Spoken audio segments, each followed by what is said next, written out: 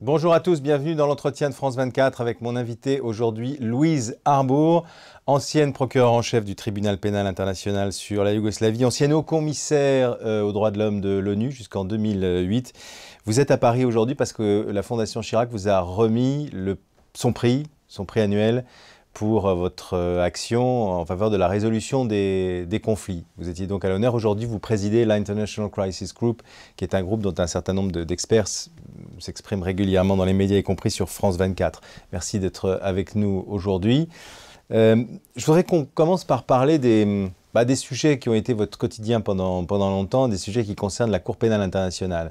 Il y a de plus en plus conflit entre la souveraineté des États et l'action de la Cour pénale internationale. Il y a deux cas qui sont opposés. Le premier cas, c'est celui de Saïf al-Islam Kadhafi, le fils de Kadhafi, qui a été inculpé par la Cour, qui a été arrêté en Libye.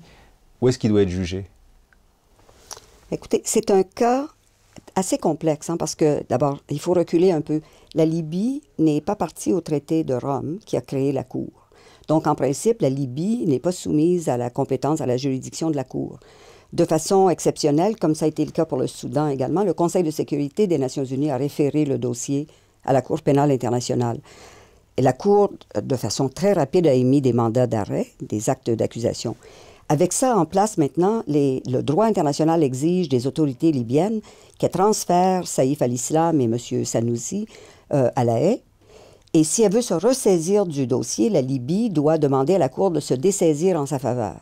C'est comme ça que ça doit fonctionner. Et ce n'est pas la décision du procureur, même, c'est la décision des juges. Et ce qui doit les guider, c'est la question de savoir est-ce que la Libye est en mesure d'offrir à ces deux personnes inculpées des procès justes et équitables. Est-ce qu'elle a la capacité? Et votre réponse à ça, c'est quoi? Ça sera la réponse des juges. Je ne vais pas présumer de donner la réponse. Mais comme juriste international, vous avez quand même... On a tous un sentiment, même moi comme journaliste, j'ai un sentiment. Alors, je vais vous dire. D'abord, la Libye, c'est un pays qui n'a pas eu de système judiciaire crédible depuis 45 ans. Alors, c'est un pays qui parle avec pas beaucoup d'atouts pour convaincre les autorités internationales de sa compétence, de son impartialité, de son professionnalisme, de son intégrité. Ceci étant dit, le droit international favorise les instances nationales. Donc, elles ont préséance en principe. Alors, ce sera à la Libye de persuader la Cour qu'elle a la compétence et la volonté politique d'offrir un procès équitable. Et puis, il y a la question de la peine de mort. Oui, ça aussi, moi, ça me préoccupe beaucoup. Les instances internationales, évidemment, n'appliquent pas la peine de mort. Mais si je me suis pas renseignée en détail, mais je pense que ça n'est pas une condition pour empêcher les autorités nationales d'exercer leurs compétences. C'est-à-dire que la Cour pénale internationale ne pourrait pas dire on ne peut pas envoyer un dossier dans le pays X parce que c'est un pays qui applique la peine de mort. Quand bien même ce serait une condition favorable à empêcher le pays en question d'exercer sa souveraineté, est-ce que ce serait possible? Bien, écoutez, le problème aussi en Libye, c'est qu'il y a eu évidemment l'exécution, disons-le, plutôt sommaire du colonel Kadhafi. Donc, il pourrait y avoir des inquiétudes que les autorités n'aient pas un contrôle absolu sur des opérations de lynchage. Alors, il y a des raisons de s'inquiéter, mais comme je vous dis, l'environnement est tel que la préséance est aux autorités nationales. Mais dans le cas actuel, je pense que la Libye va avoir certaines difficultés à persuader les juges de déférer. Dans la mesure où la Libye s'est libérée grâce à une résolution du Conseil de sécurité de l'ONU, est-ce que ça ne légitime pas une intervention du Conseil de sécurité de l'ONU pour demander effectivement que Saïf al-Islam ait un procès équitable et peut-être un procès international? Oui, mais ils l'ont déjà demandé en référant le dossier à la Cour. Et là, si vous voulez avec un peu plus d'insistance ou de menace, j'ose prononcer le mot peut-être, non? Écoutez, je pense que les acteurs internationaux qui ont accompagné le processus de libération de la Libye sont en bons termes avec les autorités libyennes actuelles. Moi, je ne suis pas convaincu qu'ils vont vouloir mettre beaucoup de pression pour les forcer à abandonner, par exemple, Saïf al-Islam à La Haye, où on aura un procès où il pourra s'exprimer très librement, dire beaucoup de choses.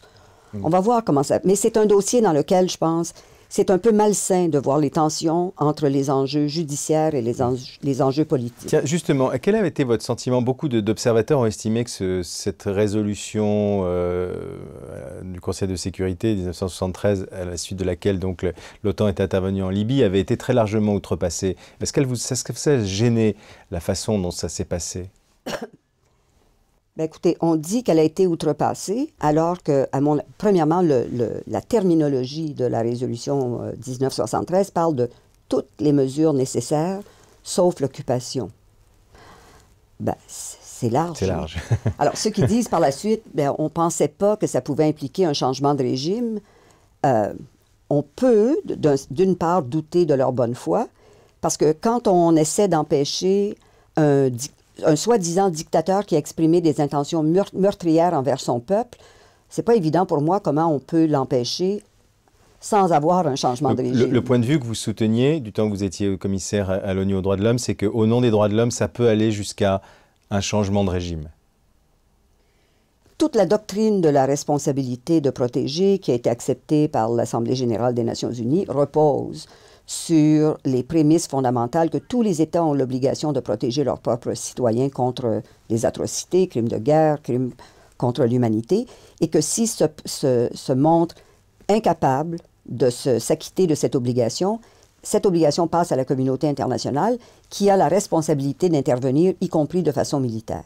Jusqu'au changement de régime.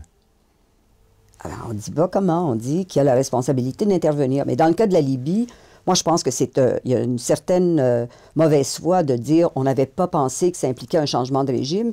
Et franchement, il y a une certaine mauvaise foi de ceux qui savaient très bien qui s'engageaient dans un changement de régime et qui ne voulaient pas le dire. Et qui disaient tout le temps non, non, non, on n'est pas là pour renverser le régime, mais pour protéger les citoyens. Pourtant, vous avez dit ce matin, je crois, que vous craignez, par exemple, s'agissant de la Syrie, qu'il y ait une internationalisation du conflit, c'est-à-dire il y a beaucoup de choses qui circulent. On parle d'intervention de la Turquie, on parle de corridors humanitaires qui seraient mis en place. Enfin, il y a quand même un certain nombre de gens qui disent pourquoi est-ce qu'on ne fait pas la même chose avec la Syrie qu'en Libye. Et vous avez dit attention à ne pas internationaliser. Pourquoi deux traitements aussi différents? Eh bien, d'abord, tout est très contextuel, hein? La Syrie, ce n'est pas la Libye. Il y a des enjeux régionaux et des positionnements géopolitiques régionaux qui sont très à risque s'il y avait une internationalisation du conflit. Mais est-ce qu'un défenseur des droits de l'homme, du point de vue des droits de l'homme, est-ce que vous devez rentrer dans ce genre d'analyse géopolitique? Moi, je ne suis plus le haut-commissaire des Nations unies aux droits de l'homme. Quand j'avais ce poste, j'avais un dossier, j'étais la voix des droits de l'homme pour les Nations unies. Je fais maintenant partie de la société civile où je peux m'exprimer de façon plus libre et plus large.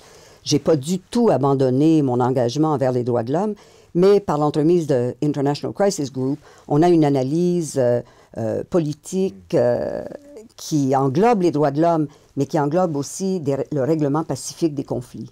Donc dans cette mesure-là, ça veut dire qu'un raisonnement international ne peut pas reposer uniquement sur le droit international et sur la conception des droits de l'homme, mais doit tenir compte aussi du contexte géopolitique. C'est ça que vous dites? Oui, et d'ailleurs, le droit international ne répond pas à tout. C'est encore un domaine du droit qui encadre certaines actions, mais qui ne propose pas toutes les solutions, par exemple au conflit syrien.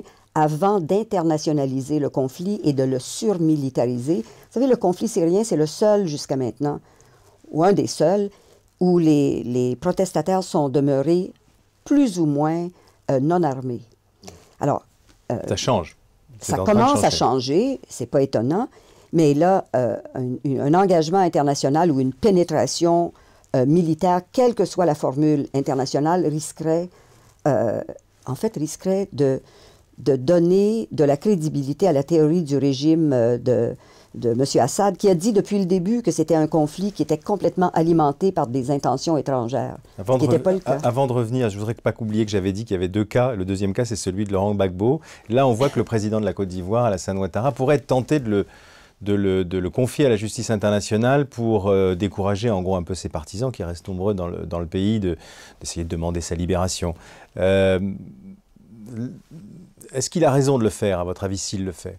Je pense que sur la Côte d'Ivoire, le positionnement juridique est bien engagé, c'est-à-dire que les instances nationales ont compétence et la Cour pénale a dit, écoutez, on vous accompagne, on vous suit de très près.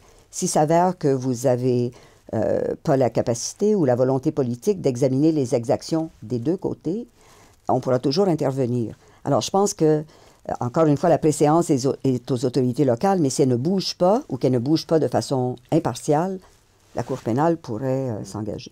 Une dernière question qui concerne cette espèce de paralysie du Conseil de sécurité. Dans le passé, vous aviez beaucoup critiqué les États-Unis pour l'utilisation qu'ils faisaient du droit de veto. Aujourd'hui, c'est plutôt la Russie et la Chine. Pourquoi ne pas intervenir, peut-être en tant que présidente de l'International Crisis Group, pour dénoncer ce blocage de la part de la Russie et de la Chine?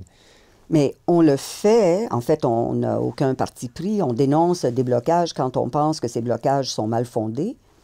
Le fait qu'il y ait beaucoup d'ambivalence sur le dossier syrien dans la communauté internationale, je pense que ça représente vraiment le manque de consensus sur le bien fondé d'une action internationale qui pourrait être très musclée comme celle en Libye. Je pense que la résolution 1973 sur la Libye va pas encourager des opérations, un consensus au Conseil de sécurité à court terme pour des opérations similaires.